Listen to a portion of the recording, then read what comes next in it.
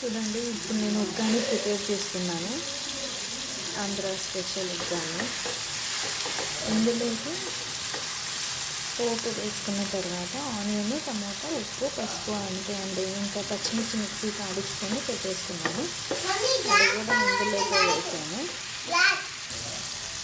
ఇది బాగా మగ్గాలి అండి, ఈ టమాటా అంతా. ఎందుకంటే నేను పచ్చిమిర్చి కూడా ఆల్రెడీ వేసేసాను ఇందులోకి. ఎందుకంటే అది పచ్చిగా స్మెల్ అంతా వెళ్ళిపోతుంది, బాగా మగ్గాలి కాబట్టి. ఇది ఎంత మగ్గితే అంత టేస్ట్ వస్తుందండి ఉగ్గాని.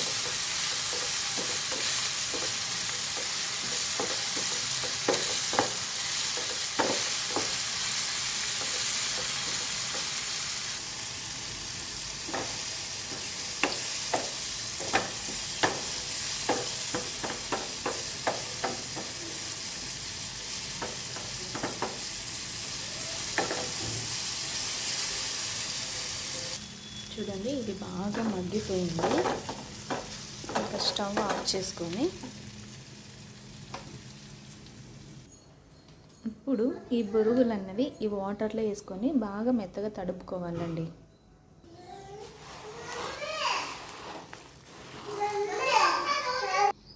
చూడండి, బొరుగుల్లో ఎంత గలీజ్ ఉందో.